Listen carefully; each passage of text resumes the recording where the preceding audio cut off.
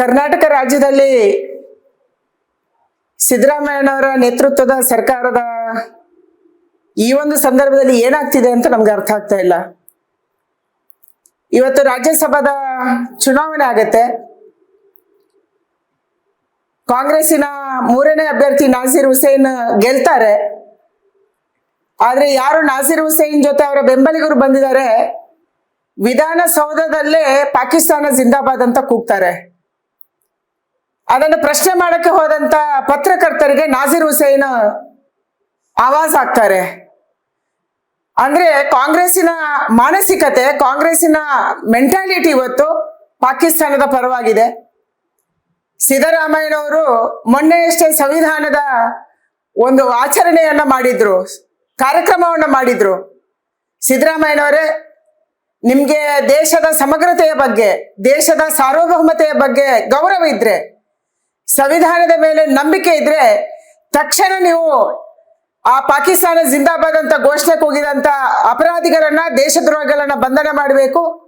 ಅವರಿಗೆ ಬೆಂಬಲ ಕೊಟ್ಟಂತ, ಅವರ ಪರವಾಗಿ ನಿಂತಂತ ನಾಸೀರ್ ಹುಸೇನ್ ಅವರ ಮೇಲೆ ಕೂಡ ಕೇಸನ್ನ ಹಾಕಬೇಕು. ನಿಮ್ಗೆ ಶಕ್ತಿ ಇದೆಯೋ ಇಲ್ಲ ನಂಗೆ ಗೊತ್ತಿಲ್ಲ, ಆದ್ರೆ ಇವತ್ತು ಆ ಶಕ್ತಿಯನ್ನ ಸಿದ್ದರಾಮಯ್ಯನವರು ತೋರಿಸ್ಬೇಕಾಗಿದೆ.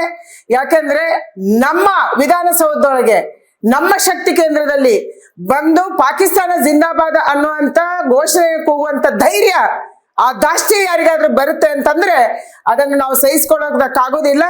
ಕಾಂಗ್ರೆಸ್ ಇವತ್ತು ಭಾರತ ವಿಭಜನೆಯ ಮಾತನಾಡ್ತಾ ಇದೆ. ಕಾಂಗ್ರೆಸ್ ಇವತ್ತು ಪಾಕಿಸ್ತಾನ ಜಿಂದಾಬಾದ್ ಅಂತ ಹೇಳ್ತಾ ಇದೆ. ಪಾಕಿಸ್ತಾನದ ಪರವಾಗಿ ನಿಲ್ಲುವಂತ ನಾಯಕರು ಇವತ್ತು ದೇಶವನ್ನ ಆಳಕ್ಕೆ ಸಾಧ್ಯನೇ ಇಲ್ಲ.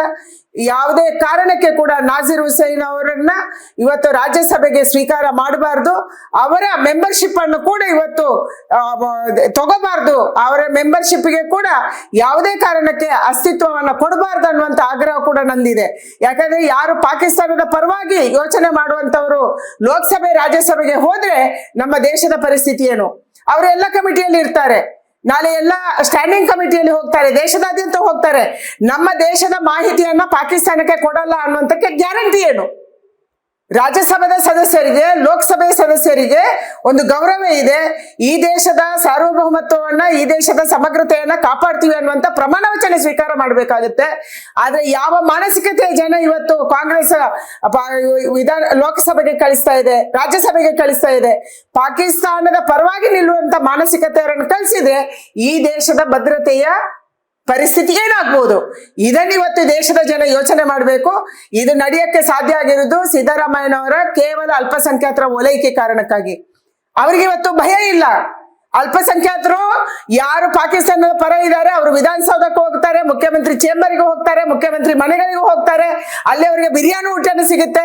ಈ ಕಾರಣಕ್ಕಾಗಿ ಅವರಿಗೆ ಇವತ್ತು ಧೈರ್ಯ ಬಂದಿದೆ ಪಾಕಿಸ್ತಾನದ ಪರವಾಗಿ ಮಾತಾಡೋದಕ್ಕೆ. ಅದಕ್ಕಾಗಿ ತಕ್ಷಣ ನಾನು ಈ ರಾಜ್ಯದ ಉನ್ನತ ಪೊಲೀಸ್ ವರಿಷ್ಠ ಅಧಿಕಾರಿಗಳಿಗೆ ವಿನಂತಿ ಮಾಡ್ತಾ ಇದ್ದೀನಿ. ನೀವು ಯಾವ ಸರ್ಕಾರ ಬರುತ್ತೆ, ಸರ್ಕಾರ ಹೋಗುತ್ತೆ. ಕಾಂಗ್ರೆಸ್ ಸರ್ಕಾರ ಪರ್ಮನೆಂಟ್ ಅಲ್ಲ, ಸಿದ್ದರಾಮಯ್ಯ ಪರ್ಮನೆಂಟ್ ಅಲ್ಲ, ನಾಸೀರ್ ಪರ್ಮನೆಂಟ್ ಅಲ್ಲ. ಆದ್ರೆ ಇವತ್ತು ದೇಶದ ಸಾರ್ವಭೌಮತ್ವವನ್ನ ಎತ್ತಿ ಹಿಡಿಯುವಂತ ಕ್ಯಾಪ್ ಅನ್ನ ನೀವು ಧರಿಸಿದಿರಿ. ನಿಮ್ಗೆ ಆ ಕ್ಯಾಪಿಗೆ ಶಕ್ತಿ ಇದೆ ಅಂತಂದ್ರೆ ನೀವು ಇವತ್ತು ಅವರೆಲ್ಲರನ್ನ ಅರೆಸ್ಟ್ ಮಾಡಬೇಕು. ದೇಶದ್ರೋಹದ ಕೇಸಿನ ಮೇಲೆ ಅವರನ್ನ ಜೈಲಿಗೆ ಕಳಿಸ್ಬೇಕನ್ನುವಂತ ಆಗ್ರಹವನ್ನ ನಾನು ಮಾಡ್ತಾ ಇದ್ದೀನಿ. ಅನುಕ್ಷಣದ ಸುದ್ದಿಗಳಿಗಾಗಿ ವಿಸ್ತಾರ ನ್ಯೂಸ್ ಯೂಟ್ಯೂಬ್ ಚಾನೆಲ್ ಸಬ್ಸ್ಕ್ರೈಬ್ ಮಾಡಿ. ಹೊಸ ಸುದ್ದಿಗಳ ನೋಟಿಫಿಕೇಶನ್ಗಾಗಿ ಬೆಲ್ ಐಕಾನ್ ಕ್ಲಿಕ್ ಮಾಡಿ. ಲೇಟೆಸ್ಟ್ ಅಪ್ಡೇಟ್ಸ್ಗಾಗಿ www.vistaranews.com ವೆಬ್ಸೈಟ್ಗೆ ವಿಸಿಟ್ ಮಾಡಿ. ಅಂಗೈಯಲ್ಲೇ ಜಗತ್ತಿನ ಸುದ್ದಿ ತಿಳಿಯಲು ವಿಸ್ತಾರ ನ್ಯೂಸ್ ಕನ್ನಡ ಆಪ್ ಡೌನ್ಲೋಡ್ ಮಾಡಿ.